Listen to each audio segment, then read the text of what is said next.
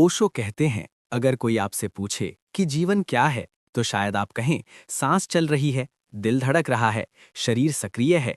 लेकिन जरा रुक कर सोचिए, जब यही सांस चलती रहती है, दिल भी धड़कता रहता है, शरीर भी स्वस्थ रहता है, फिर भी भीतर एक खालीपन क्यों महसूस होता है?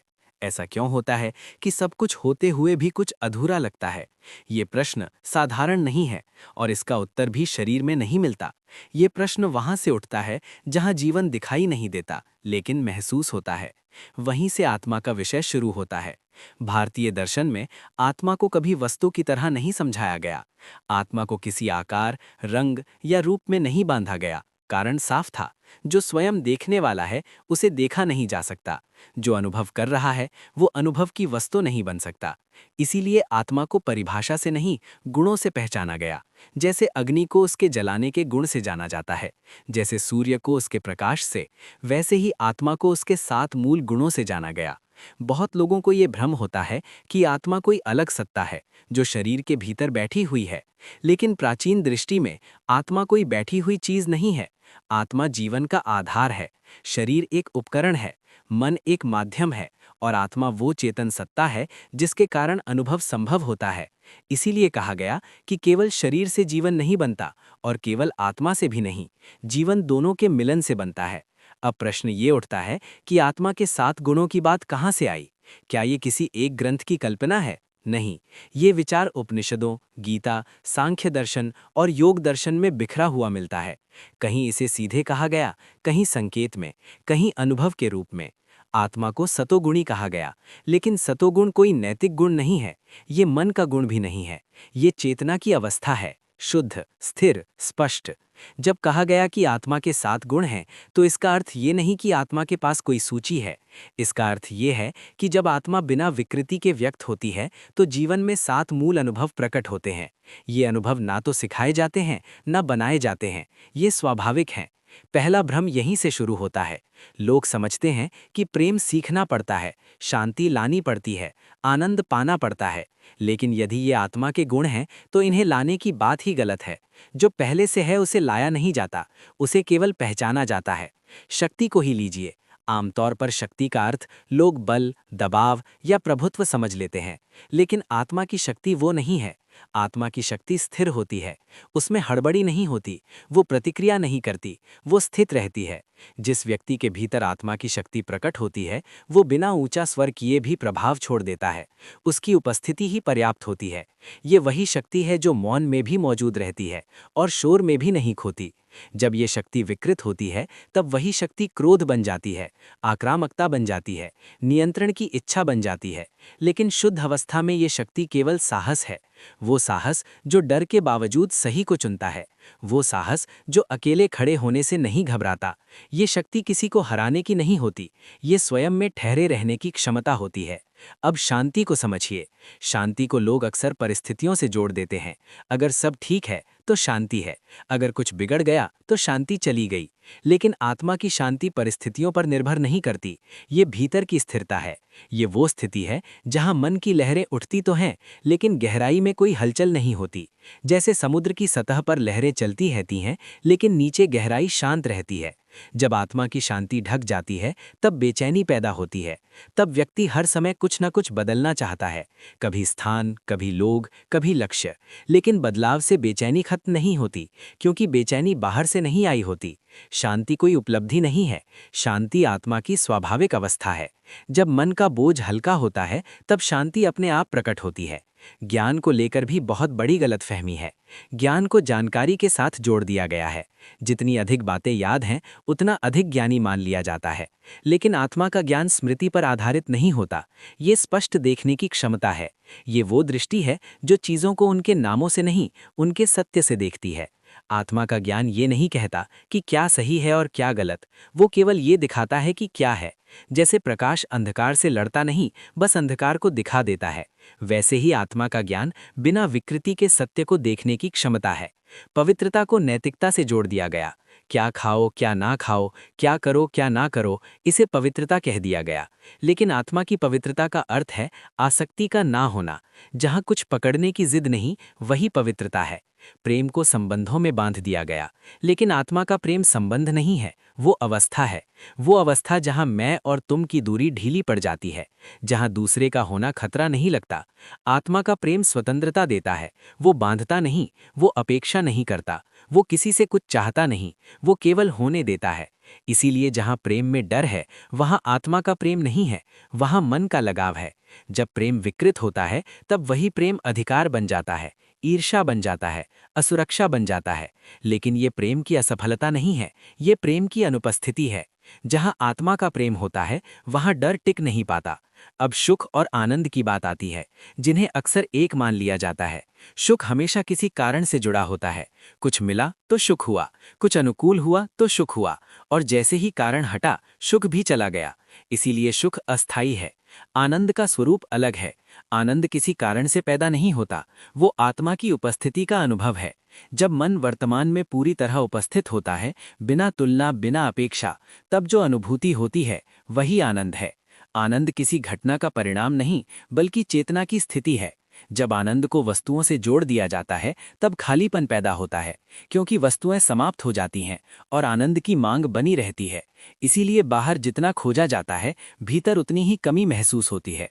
अब ये समझना जरूरी है कि ये सातों गुण अलग अलग खानों में नहीं रहते, ये एक दूसरे से जुड़े हुए हैं। जब शांति होती है तो ज्ञान स्पष्ट होता है, जब ज्ञान स्पष्ट होता है तो प्रेम सहज होता है, जब प्रेम सहज होता है तो पवित्रता अपने आप रहती है। और जब पवित्रता होती है तो आनंद बिना कारण प्रकट होता है।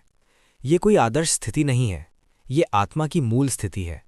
समस्या ये नहीं कि ये गुण नहीं है, समस्या ये है कि मन की गतिविधियां इन पर पर्दा डाल देती हैं। इसलिए आत्मा के गुणों को समझने का अर्थ ये नहीं है कि कोई नई पहचान बनाई जाए। इसका अर्थ ये है कि जो झूठी पहचानें बन गई हैं, उन्हें देखा जाए। क्योंकि आत्मा को सुधारा नहीं जाता, आत्मा को केवल मुक्त किया जाता है मन की उलझनों से। ये समझ धीरे धीरे जीवन के अनुभव को बदलने लगती है, बिना किसी प्रयास के, बिना किसी जोर के। क्योंकि जब दृष्टि बदलती है तो अनुभव अपने आप बदल जाता है। जब आत्मा के गुणों को उनके शुद्ध स्वरूप में देखा जाने लगता है, तब एक बात अपने आप स्पष्ट होने लगती है कि जीवन की अधिकांश उलझनें बाहर की नहीं हैं, वे भीतर की अवस्था से जन्म लेती हैं। व्यक्ति जैसा भीतर होता है, जीवन वैसा ही दिखाई देने लगता है। परिस्थितियां वही रहती हैं, लोग वही रहते हैं, घटनाएं भी वही होती हैं, लेकिन अनुभव बदल जाता है। यही आत्मा के गुणों का वास्तविक प्रभाव है। अब ये समझना आवश्यक हो जाता है कि ये गुण केवल भीतर की अनुभूति तक सीमित नहीं रहते, ये हमारे व्यवहार, हमारे निर्णय और हमारे संबंधों में सीधे दिखाई देते हैं। कोई व्यक्ति कितना भी दर्शन पढ़ ले, लेकिन अगर उसके निर्णय डर से निकल रहे हैं, तो ये संकेत है कि आत्मा की शक्ति ढकी हुई है। कोई व्यक्ति शांति की बातें करे, लेकिन हर छोटी बात पर भीतर खिंचाव महसूस करे, तो ये संकेत है कि शांति केवल विचार में है, अनुभव में नहीं। शक्ति जब आत्मा के स्तर पर प्रकट होती है, तो वो निर्णयों में स्थिरता लाती है। ऐसा व्यक्ति जल्दी प्रभावित नहीं होता, वो भीड़ के साथ बहने के बजाय अपने भीतर की स्पष्टता से चलता है। उसे हर बात पर तुरंत प्रतिक्रिया देने की आवश्यकता नहीं होती। वो रुक सकता है, देख सकता है और फिर कार्य कर सकता है। यही आत्मा की शक्ति का व्यवहारिक रूप है। लेकिन जब यही शक्ति मन के स्तर पर फिसल जाती है, तब वो नियंत्रण की इच्छा बन जाती है। तब व्यक्ति हर स्थिति को अपने अनुसार मोड़ना चाहता है। तब वो दूसरों के बदलने से ही अपनी शांति जोड़ लेता है, और जैसे ही चीज़ें उसके अनुसार नहीं होती, भीतर क्रोध या हताशा जन्म ले लेती है। ये शक्ति का विकृत रूप है जो आत्मा से नहीं, अह से चलता है। शांति का व्यवहारिक प्रभाव और भी सूक्ष्म है। जब आत्मा की शांति सक्रिय होती है, तब व्यक्ति कठिन परिस्थिति में भी भीतर से टूटता नहीं। वो दुख को नकारता नहीं, लेकिन उसमें डूबता भी नहीं। वो पीड़ा को महसूस करता है, लेकिन उससे पहचान नहीं बनाता। ऐसे व्यक्ति के शब्दों में भी ठहराव होता है, उसकी आंखों में भी स्थिरता होती है। इसके विपरीत जब शांति बाहर की चीज़ों पर निर्भर हो जाती है, तब व्यक्ति हर समय सुरक्षा खोजता रहता है। उसे हर समय आश्वासन चाहिए, समर्थन चाहिए, पुष्टि चाहिए, क्योंकि भीतर कोई आधार नहीं होता। ऐसी स्थिति में थोड़ा सा भी असंतुलन पूरे जीवन को हिला देता है। ज्ञान जब आत्मा से जुड़ा होता है, तब व्यक्ति चीज़ों को जैसे है वैसे देख पाता है। वो अपनी धारणाओं से चिपका नहीं रहता। अगर कोई बात गलत साबित हो जाए तो वो उसे छोड़ सकता है। उसमें लचीलापन होता है, वो सीख सकता है, बदल सकता है। यही आत्मा के ज्ञान की पहचान है। लेकिन जब ज्ञान मन के स्तर पर सिमट जाता है, तब वही ज्ञान जड़ता बन जाता है। तब व्यक्ति अपने विचारों से चिपक जाता है। तब उसे सही होना जरूरी लगता है, सत्य देखना नहीं। और यहीं से विवाद, टकराव और कटुता जन्म लेती है। क्योंकि जब ज्ञान अहंकार से जुड़ जाता है तो वो प्रकाश नहीं, हथियार बन जाता है। पवित्रता का प्रभाव सबसे पहले संबंधों में दिखाई देता है।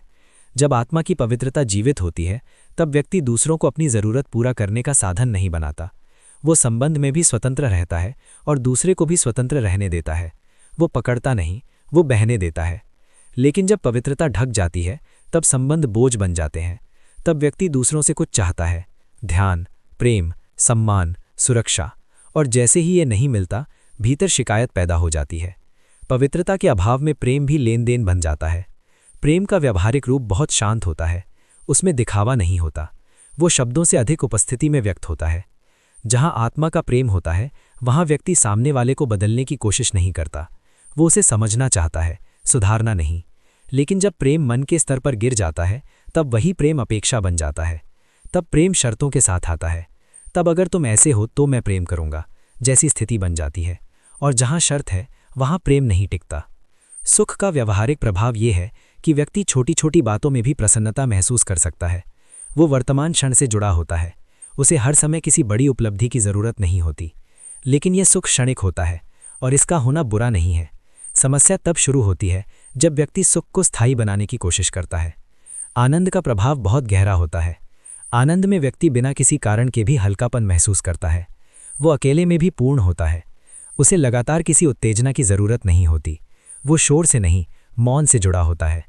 जब आनंद को बाहर खोजा जाता है तब जीवन एक दौड़ बन जाता है, एक अनुभव के बाद दूसरा, एक लक्ष्य के बाद दूसरा। और इस दौड़ में थकान बढ़ती जाती है लेकिन तृप्ति नहीं आती, क्योंकि आनंद बाहर नहीं है, वो भीतर की उपस्थिति से जन्म लेता है। अब ये समझने की आवश्यकता है कि जब आत्मा के ये गुण विकृत होते हैं तब जीवन में समस्याएं पैदा होती हैं। चिंता, भय, असुरक्षा, अकेलापन, ये सब किसी बाहरी कमी से नहीं आते हैं, ये आत्मा के गुणों पर पड़े पर्दे का परिणाम होते हैं। भारतीय दर्शन ने कभी ये नहीं कहा कि इन समस्याओं से लड़ो, उसने कहा इन्हें देखो, क्योंकि जो देखा जाता है वो बदलने लगता है और जो दबाया जाता है वो और गहरा हो जाता है। जब कोई व्यक्ति अपने भीतर की बेचैनी को बिना भागे देख पाता है तब धीरे धीरे बेचैनी की पकड़ ढीली पड़ने लगती है, क्योंकि जो देखा जाता है वो केंद्र में नहीं रहता, वो केवल एक घटना बन जाता है। यही आत्मा की सबसे बड़ी शक्ति है, देखने की शक्ति। आत्मा कुछ सुधारती नहीं, कुछ बदलती नहीं, वो केवल प्रकाश डालती है, और जहां प्रकाश पड़ता है वहां अंधकार टिक नहीं पाता। जब व्यक्ति अपने भीतर के डर को बिना भागे देख पाता है तब डर धीरे धीरे अपनी ऊर्जा खो देता है। जब व्यक्ति अपने भीतर की लालसा को बिना दबाए देख पाता है तब लालसा स्वयं को प्रकट करके शांत होने लगती है। ये कोई दमन नहीं है, ये कोई त्याग नहीं है, ये केवल स्पष्टता है। यहीं पर आत्मा के गुण अपने वास्तविक स्वरूप में लौटने लगते हैं। शक्ति फिर से स्थिर होने लगती है, शांति फिर से गहराने लगती है, ज्ञान फिर से स्पष्ट होने लगता है, पवित्रता फिर से सहज हो जाती है, प्रेम फिर से बिना शर्त बहने लगता है, सुख फिर से सरल हो जाता है और आनंद बिना कारण उपस्थित होने लगता है। ध्यान देने वाली बात यह है कि ये सब किसी विशेष स्थिति में नहीं होता, ये जीवन के बीचों बीच होता है। काम करते हुए, लोगों से बात करते हुए, निर्णय लेते हुए। आत्मा के गुण किसी गुफा में जाकर प्रकट नहीं होते, वे वहीं प्रकट होते हैं जहां जीवन घट रहा होता है। जब आत्मा के गुण संतुलित होने लगते हैं तब व्यक्ति का संबंध समय से बदल जाता है। पहले समय दुश्मन लगता था, कम पड़ता हुआ, भागता हुआ। अब समय सहयोगी बन जाता है, क्योंकि जब मन भविष्य में नहीं भाग रहा होता तब वर्तमान में समय की कमी नहीं लगती। संबंधों में भी गहरा परिवर्तन आता है। अब संबंध आवश्यकता से नहीं बल्कि सहभागिता से चलते हैं। अब दूसरे से कुछ लेने की बेचैनी कम हो जाती है। अब दूसरे को बदलने की जिद ढीली पड़ जाती है, और जैसे ही ये होता है संबंधों में हल्कापन आने लगता है। यहाँ ये समझना बहुत आवश्यक है कि आत्मा के गुणों का संतुलन कोई आदर्श मनुष्य नहीं बनाता। व्यक्ति फिर भी गलती करता है, फिर भी दुख आता है, फिर भी पीड़ा होती है। फर्क केवल इतना होता है कि अब दुख व्यक्ति को तोड़ता नहीं, पीड़ा उसे कड़वा नहीं बनाती, गलती उसे आत्मग्लानि में नहीं डुबोती, क्योंकि अब व्यक्ति अपनी पहचान दुख, पीड़ा या गलती से नहीं जोड़ता। वो जानता है कि ये अनुभव है, उसकी मूल सत्ता नहीं। उसकी मूल सत्ता तो वही है, चेतन, स्थिर, जागरूक। यहीं पर आत्मा और मन के बीच का अंतर स्पष्ट रूप से दिखाई देने लगता है। मन प्रतिक्रिया करता है, आत्मा साक्षी रहती है। मन जोड़ता है, तोड़ता है, भागता है, आत्मा केवल उपस्थित रहती है। और जब व्यक्ति इस उपस्थिति को पहचानने लगता है तब जीवन में एक नई गुणवत्ता आ जाती है। ये गुणवत्ता किसी विशेष भावना की नहीं होती, ये किसी उत्तेजना की नहीं होती, ये गहराई की होती है। एक ऐसा ठहराव जिसमें जीवन जैसा है वैसा ही स्वीकार्य हो जाता है। न उससे भागने की जरूरत रहती है न उसे पकड़ने की। यहीं पर साधना का वास्तविक अर्थ समझ में आता है। साधना कोई अभ्यास नहीं है, साधना देखने की कला है। स्वयं को बिना सजाए, बिना छुपाए, जैसा है वैसा देखने की कला। और ये कला सिखाई नहीं जा सकती। ये तभी घटती है जब व्यक्ति ईमानदारी से स्वयं के सामने खड़ा हो सके। आत्मा के सातों गुण इस ईमानदारी के सहारे प्रकट होते हैं। जैसे ही व्यक्ति अपने भीतर की असत्यता को देखता है, सत्य अपने आप उभर आता है। जैसे ही व्यक्ति अपने भीतर की हिंसा को देखता है, शांति अपने आप गहराने लगती है। जैसे ही व्यक्ति अपने भीतर की लालसा को देखता है, पवित्रता अपने आप लौट आती है। इस पूरी प्रक्रिया में कोई संघर्ष नहीं है। संघर्ष मन करता है, आत्मा संघर्ष से परे है। इसलिए यहाँ कोई जीत नहीं है, कोई हार नहीं है।